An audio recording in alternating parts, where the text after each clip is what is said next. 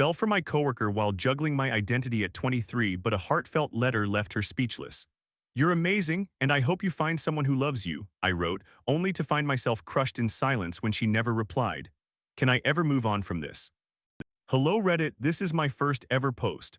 I am not entirely sure if this is the correct subreddit, but I wanted to get this off my chest and seek some advice on my situation. I suspect this may turn into a lengthy account, so you might want to grab some snacks and a drink. It all began 3 years ago when I joined this company. At the time, I was 19 years old and she was 28. I was extremely anxious and disliked changing jobs. I had only held one previous position, which I maintained for 3 years. My anxiety concerning the change in environment stemmed primarily from my insecurities. I am a transgender man and had not yet begun testosterone treatment at that point. As of now, I have a full beard, hair all over, and I resemble a very hairy little guy. Anyway, on my first day, I noticed her immediately. She had a different vibe than everyone else, more reserved and quiet, but also self-assured. She looked strikingly familiar, and it later became evident that she had frequently visited my previous job, though we had never actually interacted. Fast forward a few days, after I began to feel a bit more confident, I headed to the train station after work when a car pulled up beside me. It was her and she offered me a ride. I was somewhat taken aback, and instead of responding with a simple, "Sure, it would be great if you could take me to the train station," I hesitated and asked, "Where do you live?" I wanted to gauge how far she could take me without going too far out of her way. She gave me a concerned look. I felt quite embarrassed, but I didn't show it. I quickly said I would prefer to just go to the station, as I could see she was becoming uncomfortable with my question. In the car, it was a bit warm and I commented on it. She immediately turned on the air conditioning without saying anything, which caught my attention as it demonstrated she cared. She dislikes the cold, so the temperature was likely perfect for her before she adjusted it. As we approached the station, a song that I really liked began to play. I mentioned how much I enjoyed it and she turned up the volume for me. That short journey of literally less than 10 minutes revealed how caring and kind she is. On top of that, she is an incredibly hard worker and a remarkably beautiful woman. Over the next week or two, a friendship began to develop. Then one day she mentioned that her boyfriend would pick us up because he needed the car that day. At the time, my feelings were either non-existent or just beginning to surface. I was merely acknowledging her kindness. When he picked us up, I sensed something was amiss. There was a peculiar tension in the air. It seemed as though they were not happy to see each other. Perhaps they were arguing or dealing with something personal, but it felt off. They dropped me off and I went on my way. Later, I learned he was returning to their home country alone, promising her he would come back, but he never did. This left her devastated, which broke my heart. He was the reason they had moved here, and then he left her behind and ended their relationship a few months later. At work, she would tease me and seemed more open with me than with the other employees, even though they had been working together for several months longer. She would playfully mess with my chair, disrupt my desk, and trip me up. Although it likely wasn't flirtatious, it was just playful behavior. She would often see me walking in town and stop to give me a ride to wherever I was headed. One time, I did not notice her, and she literally chased me in her car until I spotted her and got in. She also picked up my younger brother, and when he mentioned being cold, she turned up the heat for him. That is when my feelings began to grow.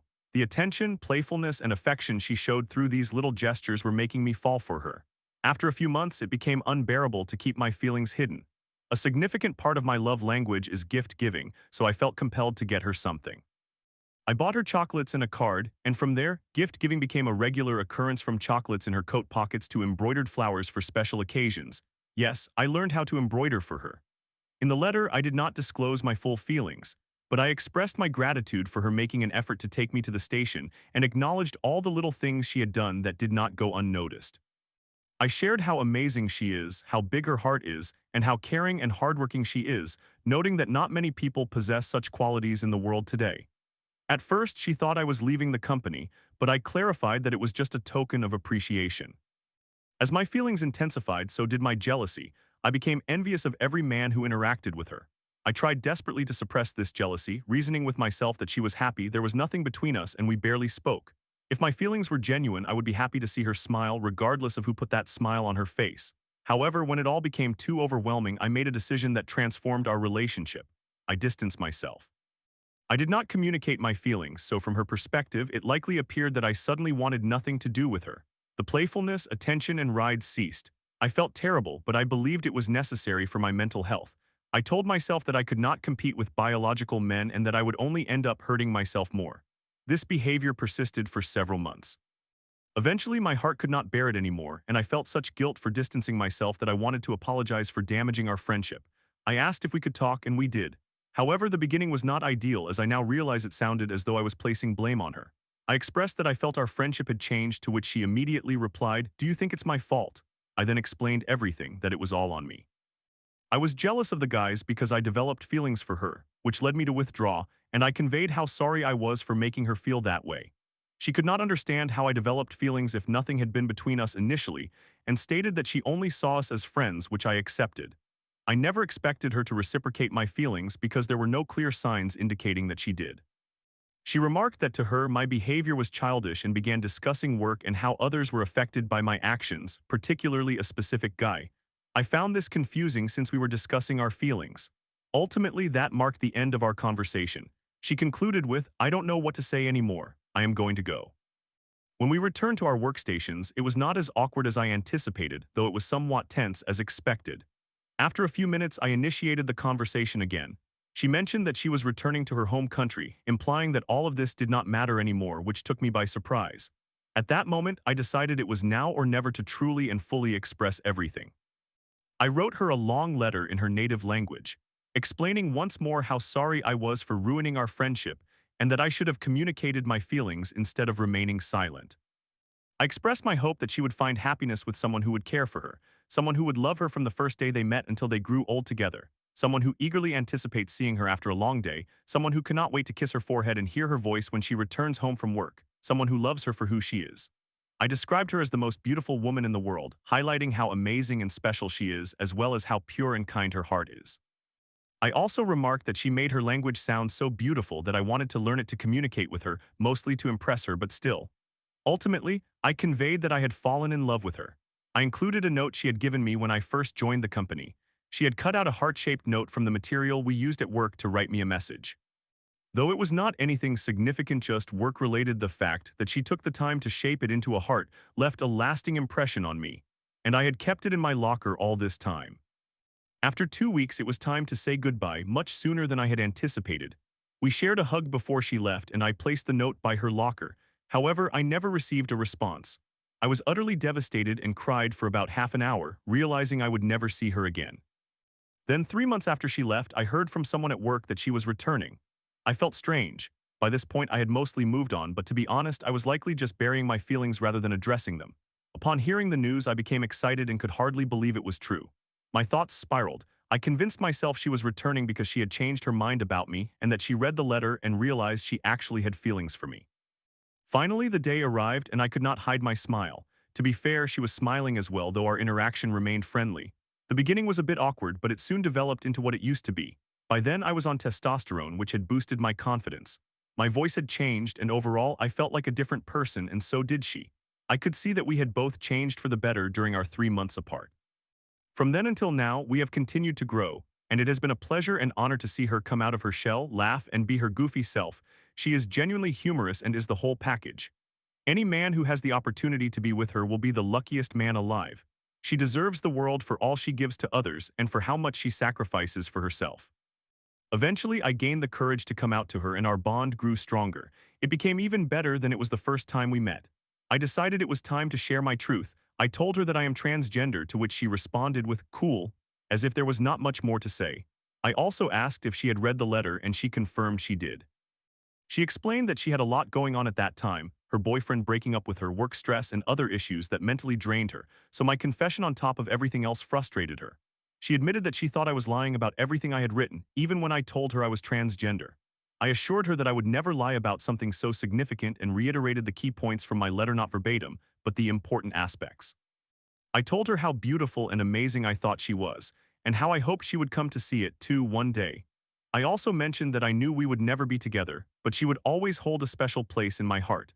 I expressed my desire for her to be completely honest with me about anything and reassured her that I would never judge her for what she shared. She expressed that she found me funny and appreciated being able to be herself around me, stating that I am one of only 2 people in her life with whom she can express herself completely without feeling judged. This surprised me. Her words truly warmed my heart. Our friendship primarily remained within the workplace. We did not communicate or meet outside of work except for work-related events. However, everything was fine. I no longer felt the jealousy I once had. We had a strong connection at work. Nevertheless, something always disappointed me. I wanted more. I wanted to message and meet outside of work, but each time I reached out, she would either ignore me or respond with blunt answers, which contradicted what she had shared with me in the past. A few months later, I temporarily moved to the night shift. I saw my team only sporadically for a few minutes each week, but during those times when I caught sight of her, it felt like the best moments ever. I began to sense that she might have feelings for me, given the looks and smiles she shared each time we saw each other. She seemed genuinely happy when I entered the room to greet her. This brings us to today. I am still on the night shift and will soon transition back to day shifts. However, my feelings for her have started to grow again, veering into dangerous territory resembling obsession, a feeling I have experienced before.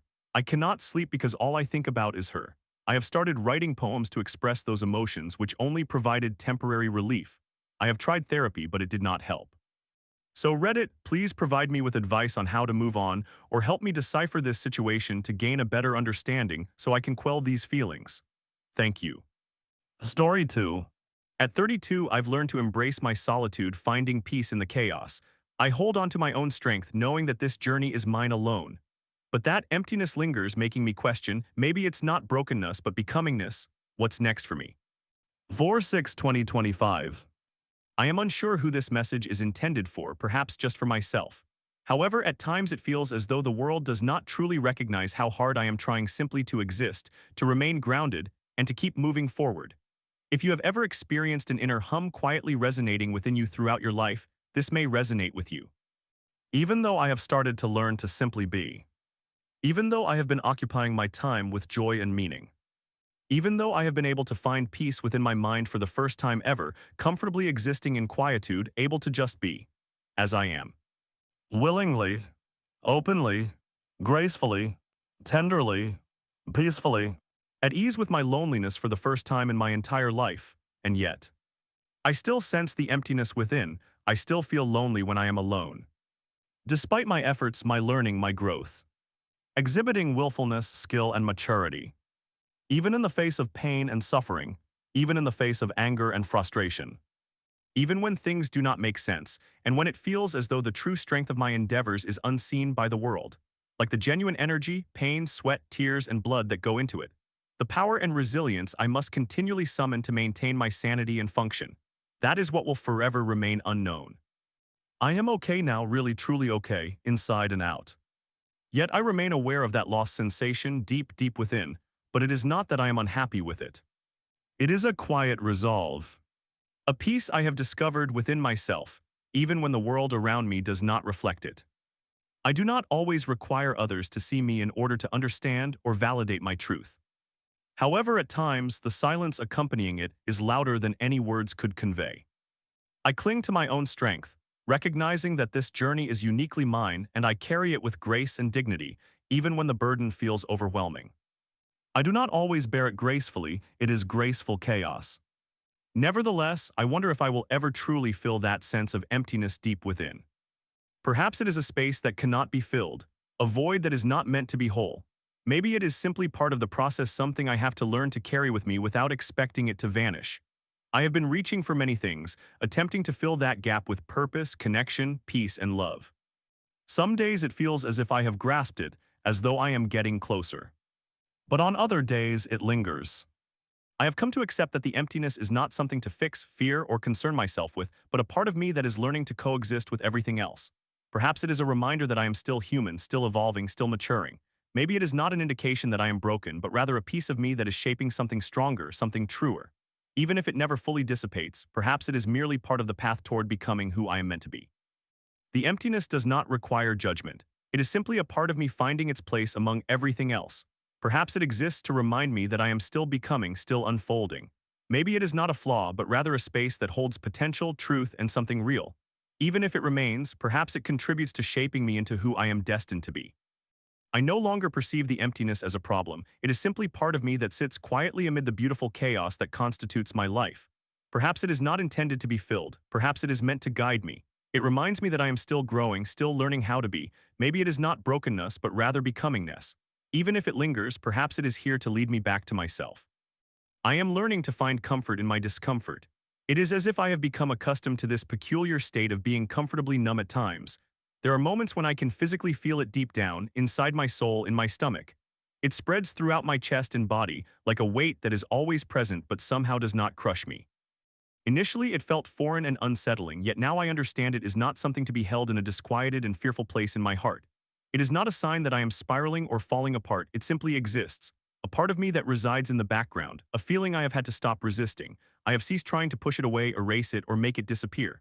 It is an unsettling feeling, yes, but it is also mine. Instead of panicking or clinging to the hope of ridding myself of it, I am learning to reconcile with it. It is just another piece of the puzzle, and although I may not want it, I recognize it is not something that defines me. It is there, and I am here, and somehow we are learning to coexist. Perhaps this restless depth, this inner turbulence, this silent storm within me, this eternal hum, my unseen burden, this subtle ache, perhaps this sensation, this presence is merely my call from within. My inner self craves a deeper purpose. It longs for the unknown. Maybe this is what I am meant to experience. Perhaps this is what must fuel me. I have always felt this way deep down for a significant period. As though I am simply not intended for this world or this timeline. As if I am meant to be elsewhere, engaged in something with greater depth, meaning, and purpose. Something that would genuinely fill this void within me. Something that resonates with who I truly am. Something that aligns with the core of my being, not merely with expectations. It feels as though I have been waiting for a sign, or perhaps even waiting for myself to comprehend the purpose of all this. Maybe, just maybe, I am beginning to realize that this ache is not a curse. It is the spark, the fire that will propel me toward what I have always known deep inside.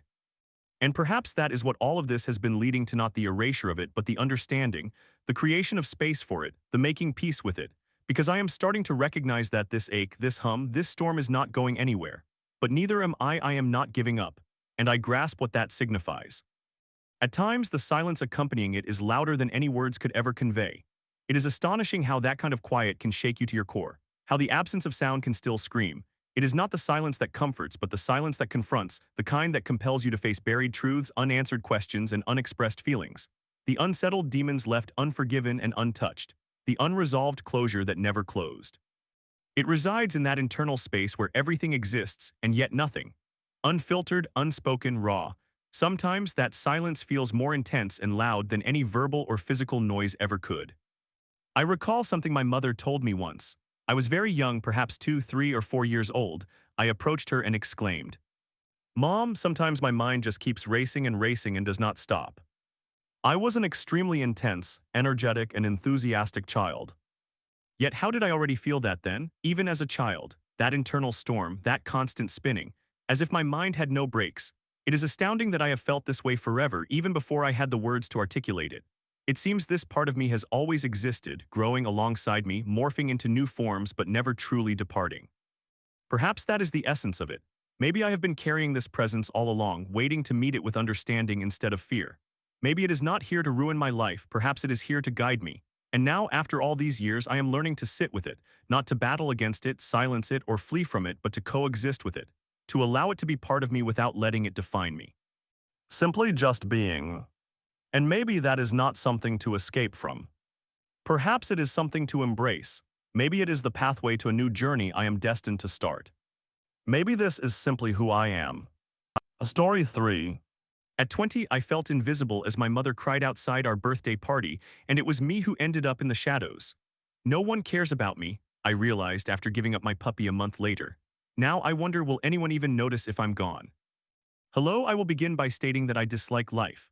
I hear people around me discussing how wonderful their lives are and how they are doing well for themselves, and they offer me advice that simply never helps. If you had asked me probably even a year ago, I would have said life was acceptable, not great, but acceptable. However, it truly was not acceptable. I just did not want to acknowledge that it was not. Fast forward to my 20th birthday, or the day we celebrated it with my family. Already, tensions at home had been extremely high, with issues being revisited that should not have been, and I am glad we discussed them, but it ultimately became the tipping point. When my mother arrived at the party, she would not even come inside. Instead, she called me out to her car, where she proceeded to break down in tears and explain that she was finished and was going to tell my sister to go to the police, which initially shocked me but also thrilled me. I ended up bringing my sister outside, where the three of us talked and ultimately agreed to go to the police. When we returned inside, all the attention and concern went to my sister and mother, which I did not mind at the time because they needed help. I received no support or sympathy. I felt forgotten. After that, we could not return home and had to stay at my aunt's house where the party was held while my mother went to stay with her mother. We remained there for a week before moving to my other aunt's house. which was closer to my grandmother's. Now, probably about a month before this, I did what I had wanted to do since I had to put my puppy down a year prior, which happened a week after my 19th birthday. I got a new puppy, a husky and shepherd mix at 2 weeks old, and named her Nyx.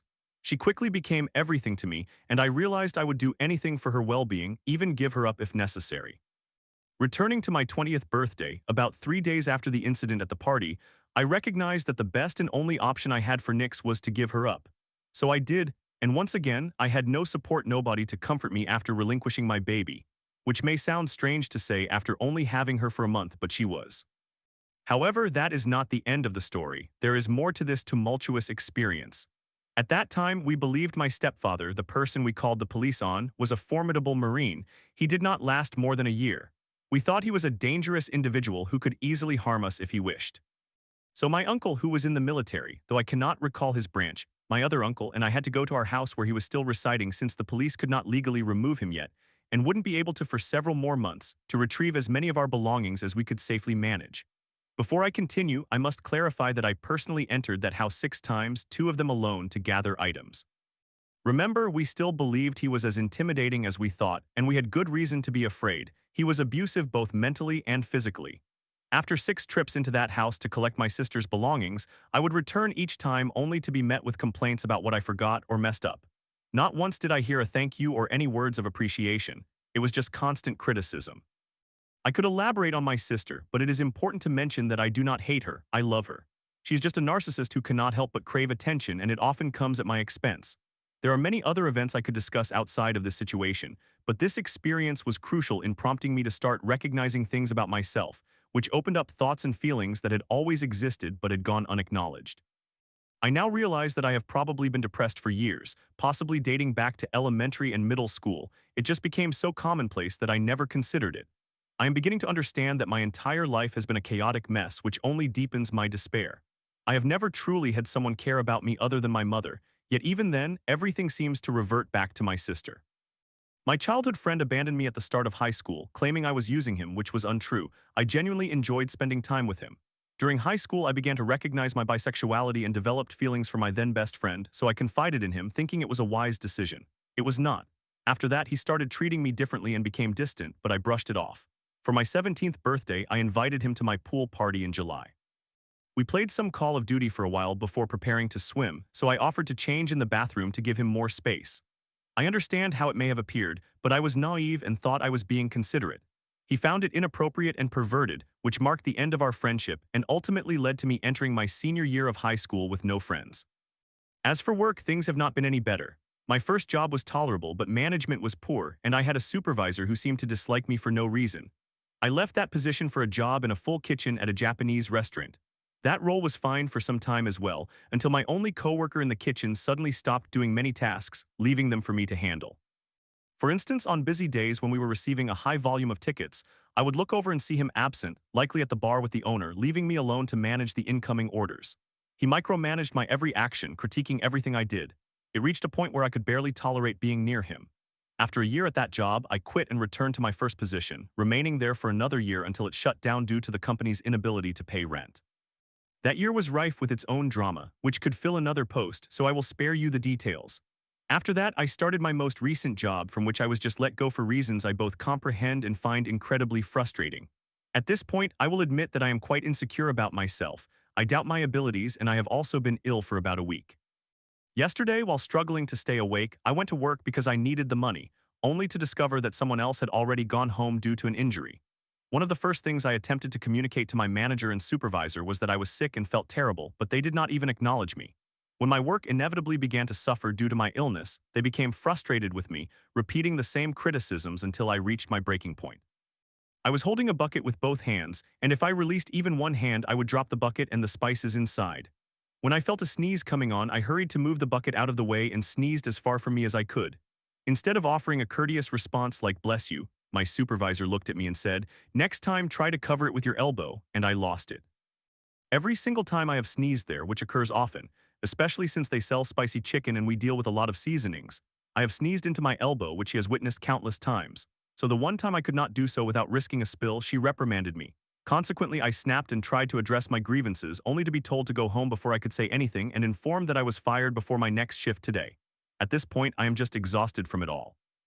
I am weary of attempting to be a good person and being kind. I am tired of trying to do everything the right way and wishing to be treated as a human being. I am weary of living a life that seems to lack direction. I am tired of convincing myself that if I keep pushing forward, things will improve.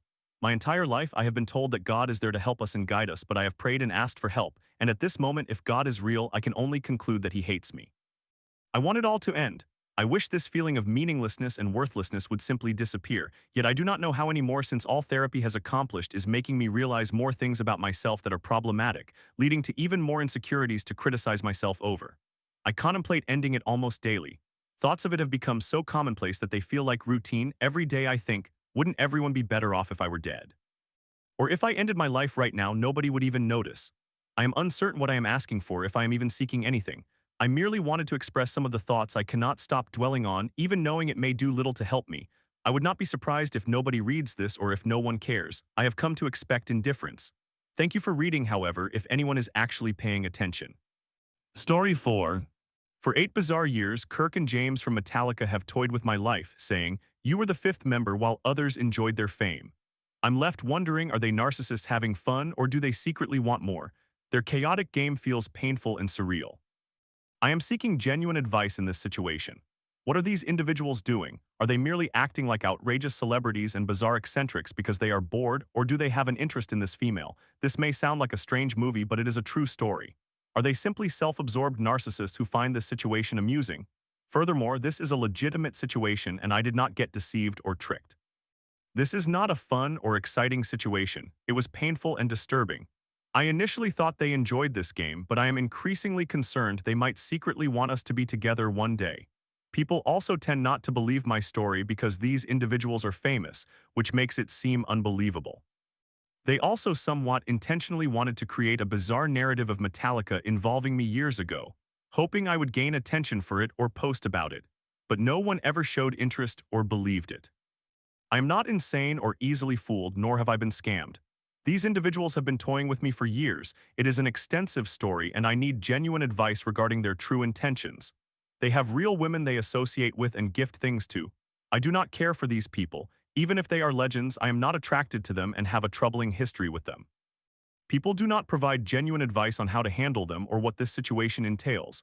Instead, they merely insist it did not happen or that it is not them when it is. I also know more about them based on what they shared with me and what I have experienced, and they are undeniably creepy and exhibit psychopathic tendencies. I recently attended their concert and found it fairly impressive, but that is the extent of my interest. This game and situation have persisted for 8 years, making it too outrageous to discuss meaningfully. I used to know 2 famous individuals 8 years ago, exclusively from a distance, Kirk and James Hetfield of Metallica. Initially, they seemed to like me and wanted to meet me, but it later appeared they relished the idea of dominating me.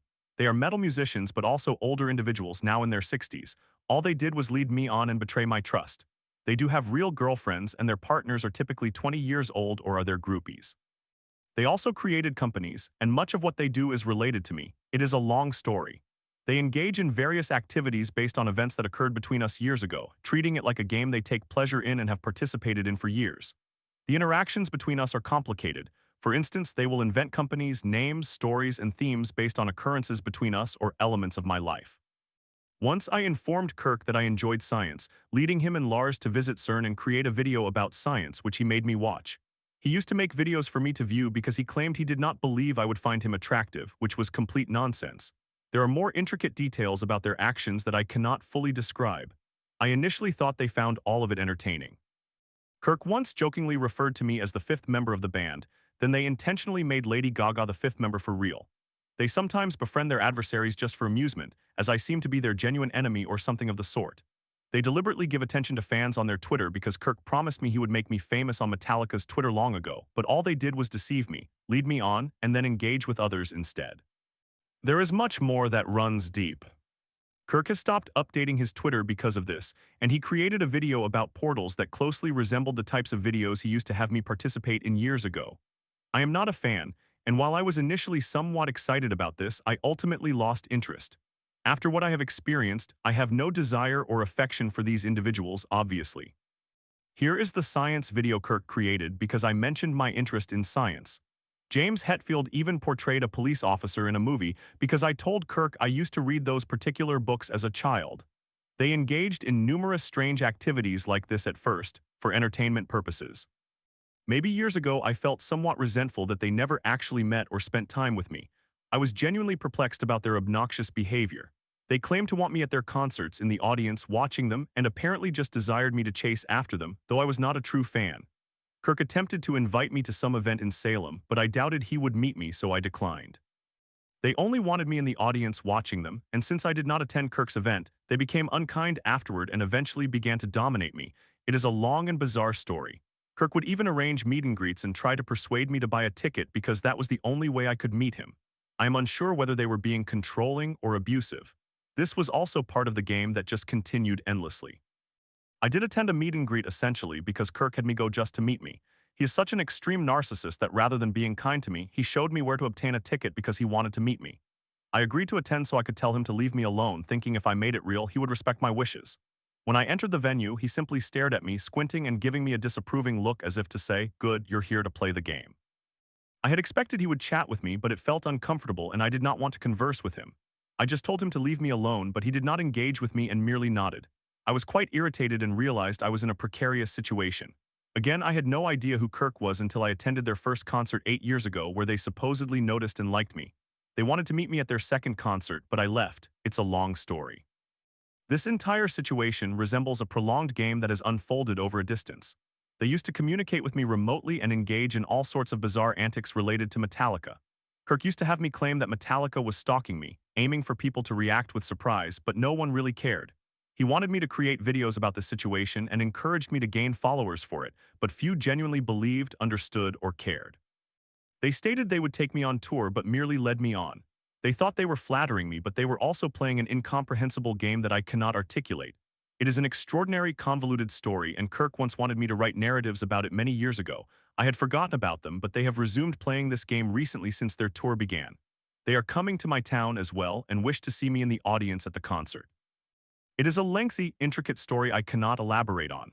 If all they have done is play games over 8 years but are still deliberately engaging with me for their amusement, do you think they will ever want to make things real, or does it appear they are simply enjoying this game? I do not desire personal involvement with them, but wonder if they are keeping me on a string, and whether they might be interested in something romantic after 8 years of this bizarre history. One of them used to share that he had sexual fantasies about me years ago, but that was a long time ago and he never seriously pursued me. Kirk once told me that he, James, and I would meet and engage in intimacy at Metallica night. He insinuated it would be just the three of us, whatever that means. He seemed upset that I was not on tour with them but did not make any attempts to change that situation. Naturally, they are wealthy and famous figures. He did begin to assert some level of dominance over me in ways I cannot quite explain. This was all long distance. Everything they did to me revolved around the theme of Metallica, and it is a wild and outrageous tale. I am merely curious if these individuals may want something to do with me, or if they simply enjoy the game they have been playing with me for 8 years and wish to maintain it from afar. People simply do not grasp my situation, and many do not even believe that I know them. I do not like them, am not attracted to them, and have a peculiar history with them that I find unappealing. Again, I want nothing to do with them. I am just confused about what they are attempting to accomplish and what kind of game this is, along with their true intentions.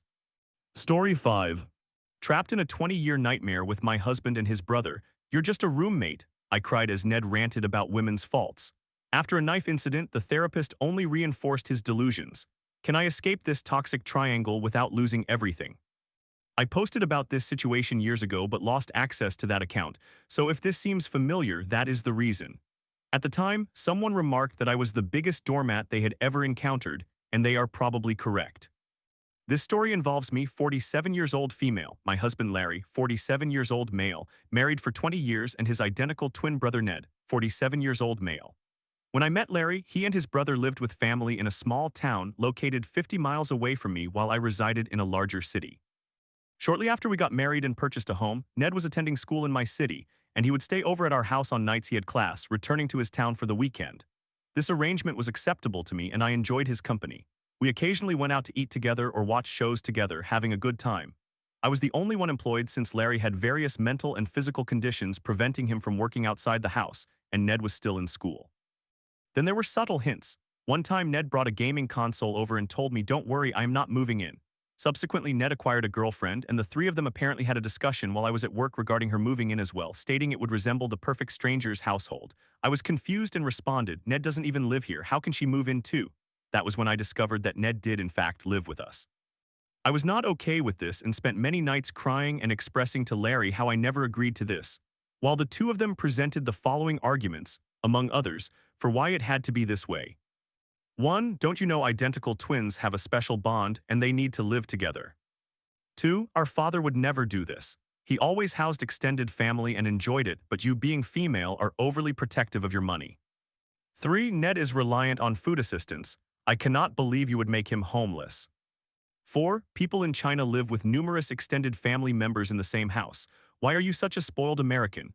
If it matters, we are all American, not of Asian descent, and not first-generation Americans or anything like that.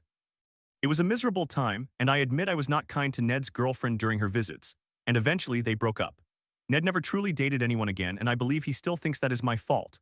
My issue with Ned living with us was never really about finances, but rather about my privacy and comfort in my own home and the way Ned would clutter every available surface with garbage, which I felt entitled to move among other things. Additionally, Ned is a self-proclaimed men's rights activist and never misses an opportunity to send any videos of women behaving poorly or being opportunistic. Whenever, for instance, an advertisement for engagement rings comes on television, Larry and Ned will pause the TV and rant about how unfair it is that men do not receive engagement rings, etc. A few years later, our house flooded, and we had to buy a new home due to mold and Larry's health issues. I thought we could use this opportunity to avoid moving Ned into the new house. There was additional stress at the time, as Larry was distressed about losing his collectibles, toy cars, Star Wars figures, and similar items, and wanted them replaced, which was not inexpensive to replace since they were out of production. The items were not even flooded, but he assumed they were likely contaminated by mold. I was more focused on house hunting and repurchasing all our furniture and did not need that extra stress. Larry kept insisting that Ned could move into the new house and pay us rent to help offset the costs and assist with my anxiety about money. I continued to say no, I did not want that. However, he kept asking and asking. He mentioned he realized he made a mistake by not asking initially, and now he was asking. Eventually, I recognized it was not genuinely a request, and I simply said fine. I am fortunate in that I have never faced significant financial issues. It helps that I spend very little on myself, but I do suffer from a pathological anxiety about money, that much is true. So in any case, the years passed, and things remained relatively unchanged. Ever since the pandemic, Larry does not leave the house much, and he does not engage with me at home either, as every television show now triggers his obsessive-compulsive disorder or angers him regarding men's difficult circumstances. Ned became progressively more erratic. I realized he never believed I did not want him there despite my telling him otherwise on multiple occasions. He just assumed I was experiencing premenstrual syndrome anytime I mentioned that. One time a few years ago, tensions escalated when he asked, "So do you resent my being here?" And I replied, "Of course I do, you know that." He then stabbed himself multiple times in the stomach with a kitchen knife and had to go to the emergency room and subsequently a mental health facility. That incurred significant costs for him, and of course it was deemed my fault. I contacted the mental health facility while he was there and informed them that this situation was highly stressful and I did not think I could continue living like this. They indicated he would require support after this traumatic experience and would obviously still need to live with us, but we could consider transitioning to a different living arrangement at some point after this. To be fair, Ned has been much less unstable since then, and I generally leave him alone in his filthy basement, trying to avoid him when he ascends for his anti-woman diatribes. Ned now has a job 50 miles away from us in the opposite direction of their original hometown and commutes to work daily. Ned has previously stated, "Not everybody is fortunate enough to find a job close to their home, which I wasn't. I found a home near my job. I am uncertain what he expects me to do about it. Is he suggesting I purchase a house near his job and commute myself?" Larry and Ned frequently argue. Larry advises him that he should secure a residence nearer to his workplace, asserting that the only reason he allowed Ned to move in initially was to eliminate the dangers of driving all the time. Ned retorts that he wishes he could be a valued family member and feels like a tenant, reminiscing about how we used to go out to dinner together, indicating that nothing is enjoyable anymore. Well, I certainly do not dine out with my husband anymore either. He mentions how his therapist constantly tells him he needs to have a supportive family around, implying we are not fulfilling our role in that regard. I feel that if I justified the time and expenses for therapy, they would advise me that it is acceptable to rid myself of both Ned and Larry. However, since he is the one in therapy, his therapist's opinion is accurate. I am fully aware that I have a husband problem as well as a brother-in-law problem, and the only way out is to eliminate both situations. The dilemma is that doing so would leave me with literally no one to talk to for the rest of my life. The life I have led has not precisely made me into an interesting person that anyone would want to engage with. There are several outcomes if we divorce, none of them favorable. 1. Both Larry and Ned may take their own lives. 2. I would have to relinquish the house and my savings and pay significant alimony, losing the one aspect of my life that has not yet gone awry, which is that I have not faced real financial difficulties. 3. I somehow navigate that situation and reinforce their belief that women are all opportunists. My sincere gratitude to anyone who managed to read this rant. I suppose if anyone reads my unfortunate life story and still wishes to converse with me or share similar experiences, I will be extremely thankful.